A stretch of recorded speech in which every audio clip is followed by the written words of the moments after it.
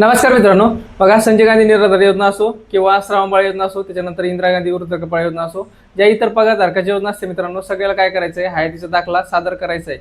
आता सादर कुठं करायचं आहे? ऑनलाईनच बेनिफिशरी सत्यापन ॲपवरच करायचं आहे.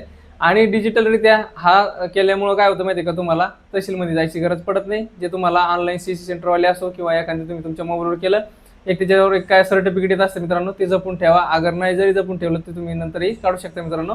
असं नाही की तुम्हाला ते जपून ठेवायचं आहे आणि ते तहसीलमध्ये जाऊन जमा करायचं आहे. ते बरेच जण काय करायला माहिती आहे का, तहसीलमध्ये द्यायचं का कुठं द्यायचं, काय करायचं याची अपडेट घ्यायचं, काय करायला प्रयत्न करायला लागले. परंतु KYC केल्याच्या नंतर तुमचा जो ऑनलाईन डाटा आहे, तुमचं हयात प्रमाणपत्र, ते कोणाकडे चाललं? तहसीलकडेच चाललं. त्याच्यामुळे तुम्हाला ते तहसीलमध्ये नेऊन जमा करायची गरज नाही. त्याच्यानंतर मग काय झालं होतं माहिती आहे का, संजय गांधी निराधार योजना असो, त्याच्यानंतर श्रावणबाळ योजना असो, इंदिरा गांधी वृद्ध कपाळ योजना असो, याला काय झालं होतं माहिती आहे का, जे दिव्यांग नाही त्याला पगार मागं पडले होत्या. परंतु जे दिव्यांग बांधव होते त्याला पगार पडले नव्हते. कारण काय केलं होतं माहिती आहे का, त्यांनी दिव्यांगचं जे स्पेशल पोर्टल बनवलं होतं, त्यांनी त्याच्यामध्ये काय केलं होतं, त्याच्याकडे त्यांनी सोपवलं होतं तुमच्या पगारी. परंतु काय आलं माहिती आहे का, बऱ्याच जणांच्या नोंदी न झाल्यामुळं, बऱ्याच जणांची त्रुटी आल्यामुळं काय केलं माहिती आहे की, त्यांनी डबल ते काय केलं, जे पहिले पगार टाकीत होते त्याच्याकडे तुमचं काय केलं, डबल यांनी ते सोपून दिलं की बाबा तुम्हीच हे एकदा अपडेट होऊ तर तुम्हीच पगारी करा.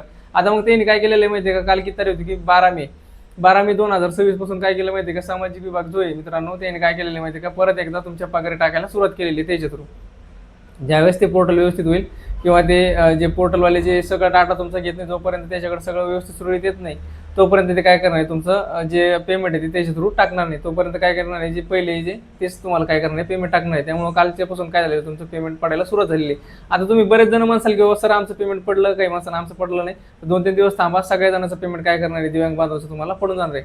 आता काही जणाला 1,500 आले, काही जणाला 2,500 आले. ते नेमकं प्रॉब्लेम काय आहे ते सांगता येणार नाही सध्याच, कारण नोंदणी तर बऱ्याच जणांनी केलेली आहे आणि नोंदणी करून सुद्धा तुम्हाला काय झालेलं, काही काहीला पेमेंट आलं, काही काहीला आलं नाही.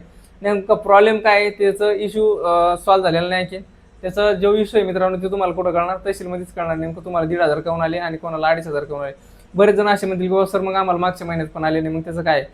आता मागच्या महिन्यातलं काय माहिती आहे की, ज्यांनी KYC वगैरे केली नसेल किंवा त्रुटीमध्ये असेल तर त्याला मागच्या महिन्याचे हप्ते पडणार नाही. परंतु जर तुमचं सगळं व्यवस्थित असेल तर तुम्हाला मागचा पुढचा दोन्ही पण पडेल मित्रांनो. बाकी जर त्रुटी वगैरे काय असेल तर तुम्ही तहसीलमध्ये जाऊन नक्कीच चेक करा मित्रांनो. आणि त्याच्यानंतर KYC हे सगळ्यांना करणं अनिवार्य आहे. त्याच्यानंतर KYC केल्याच्या नंतर जो तुम्हाला प्रिंट वगैरे भेटते मित्रांनो CC सेंटरवाल्याकडून किंवा तुमच्या मोबाईलवर जी येते ती तुम्हाला तहसीलमध्ये वगैरे कुठेही जमा करायची नाही. कारण काय माहिती का, बरेच जण काय करायला प्रिंट घ्यायला लागले आणि काही जण काय करायला भूमिका किंवा तुम्ही KYC केल्याच्या नंतर जी प्रिंट येते ती तुम्हाला तहसीलमध्ये नेऊन जमा करायची. आता ही जमा करायची गरज नाही.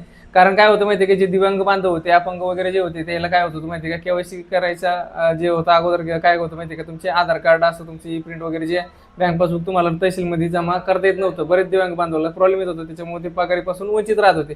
त्या गोष्टीमुळे शासनाने काय केलेलं माहिती आहे का, हे मोबाईलवर केलेलं आहे. म्हणजे मोबाईलवर केलं तुम्हाला तहसीलमध्ये जायची गरज पडत नाही. त्या गोष्टीमुळे तुम्ही बाकी कोणाचं ऐकू नका.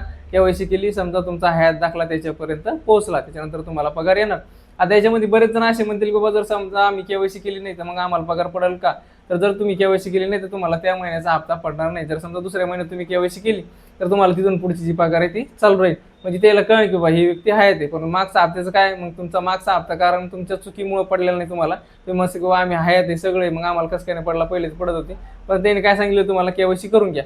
KYCची लास्ट तारीख वगैरे जरी आलेली असली तुमची आणि KYCची लास्ट तारीख जरी निघून गेली तरी पण तुम्ही काय करू शकता, KYC करू शकता. कारण काय माहिती आहे की ते ॲप्लिकेशन कंटिन्यू चालू ठेवणार आहे. फक्त एवढं होणार की तुम्हाला ज्या महिन्यात तुम्ही KYC केली नाही त्या महिन्यात तुम्हाला हप्ता पडणार नाही.